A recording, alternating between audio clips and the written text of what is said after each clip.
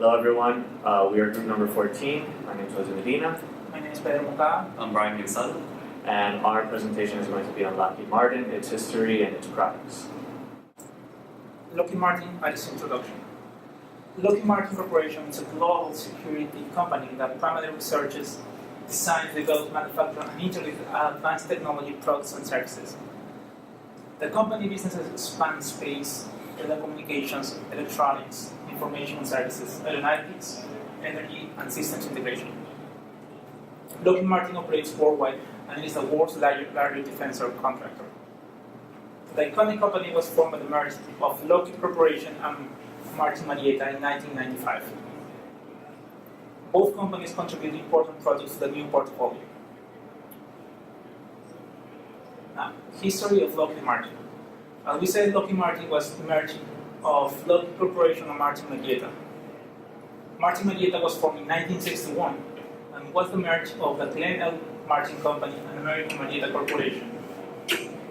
It became a leader in chemicals, aerospace, and electronics in its time. Lockheed Corporation, first as the Alco Airplane Company, was established in San Francisco in 1912 by Alan and Malcolm Lockheed. The first successful construction build was the Vega, first built in 1927 by the Lockheed Corporation. Here we have some samples of the early products. And we have the Vega, built in 1927, a 6-passenger aircraft. We have the U-2 Dragon Lady in 1955, which is a reconnaissance aircraft. Also the SR-71 Blackbird in 1964, reconnaissance aircraft, the fastest aircraft ever built. And the F-117 Nighthawk, a reconnaissance aircraft also. So right now, the current business is organized by 4 sections. You have the aeronautics, missiles and fire control, space systems, and rotary missions and systems. And under each division, they specialize in a certain area.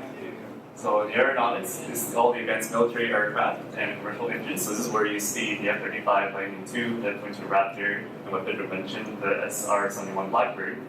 For missiles and fire control, they're more in charge of the air defense, the tactical missiles and fire control systems. So they do a lot of defense systems against incoming missile attacks. So they create products for those. For space systems, they do more exploration, more ballistic missiles, and satellites. For example, recently they had the Mars Odyssey to send equipment over there, and NASA's Orion. And then they have the rotary mission and systems, which is basically their electronic systems that they implement inside their naval systems and their aircraft systems. So, as a business now, they're continuously growing. They had a 1 increase of percent of sales from 2014, so that went up to $46.1 billion. 34% of this net sales comes from their aeronautics division, and then 20% of the total sales is just from the F-35 program. And then another 20% from the net sales comes from their space division. So one of their current products is the F-22 Raptor. It was introduced in 2005 and was the first aircraft to both introduce the supersonic, maneuverabilities, and stealth and sensor integrations all in one product. So to do this aircraft has an internal bay, which reduces heat and drag, so this will improve the stealth capabilities. As well, it is coated with heat-resistant material. In total, this program costs $66.7 billion, which runs up to $150 million per unit.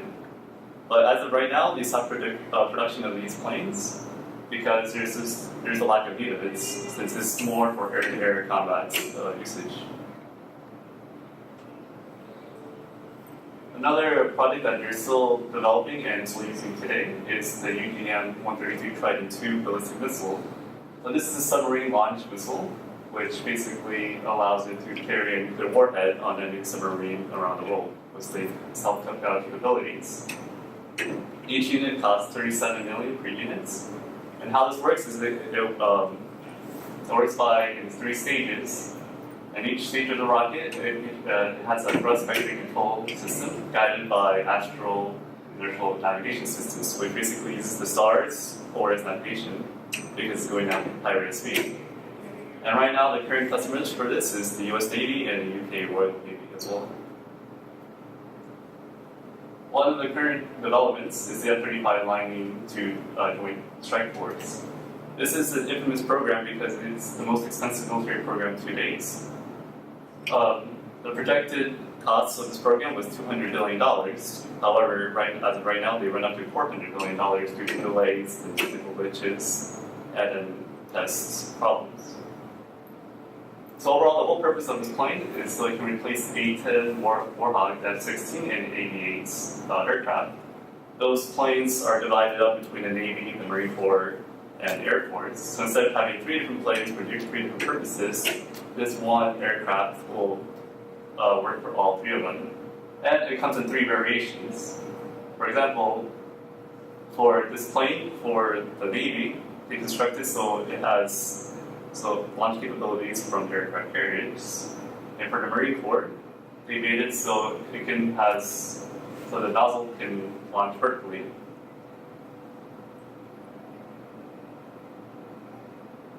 For future projects, Lockheed's working on a NASA Lucy mission, which they won the contract to design, manufacture, and maintain the spacecraft to provide surveillance on the Trojan asteroids that's around Jupiter. So the projected launch is 2021, and it's going to last until 2033.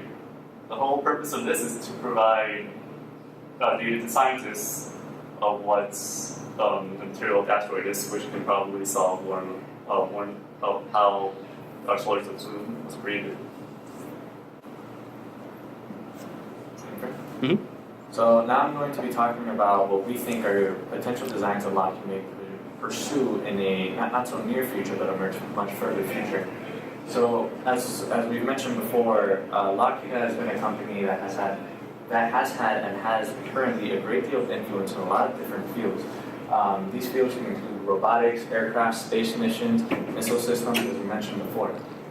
New companies are currently disrupting the state-of-the-art technology, but Lockheed's experience and influence in these fields allows them to get to that point and disrupt it first and maintain its relevance. Examples of this include supersonic commercial flight, advanced rescue robots, and reusable space vehicles and equipment. So, first talking about the supersonic commercial flight, recently there's been a startup company called Boom that is the first to come back with supersonic commercial flight, something that hasn't been seen since the Concorde was retired. Lockheed Martin constantly and every day deals with supersonic flight, whether it be on their military planes or any kind of propulsion technology that they're experimenting with. This type of experience puts them in a perfect position to either storm this market or to partner up with someone already in the commercial aviation industry and disrupt it before a new company can. Another thing that they might push towards is their advanced robotics, specifically in the application of missions to Mars. Something that's been very big recently has been getting to Mars and getting the first person on Mars. Lockheed Martin not only has advanced robots, but it also has advanced launch vehicles. A combination of these two could be one of the many contributing factors that get the first person to Mars, and then the robots that they develop would be robust enough to help the astronauts while they're there, conduct any science experiments, and help throughout the flight. So in conclusion, Lockheed Martin has been a company that's been around for over 100 years, constantly innovating, but they have not stuck to only one field, such as aviation. They've made sure to expand beyond that and expand their sphere of influence into robotics, and that's the reason that they have maintained such relevance, and that's the reason that our technology is the way it is today, because of innovators like this. Otherwise, we wouldn't see products such as the F-22 Raptor that changed, that had such a big impact. It was such a good plane when it came to direct combat. In the years to come, we expect to see more things that break the mold and have not yet been mentioned. We suspect a couple, like we've talked before, such as supersonic flight for commercial airplanes. But whatever they decide to do is really hard to predict just because of how much variance they have in their product. So they could come out with a lot of different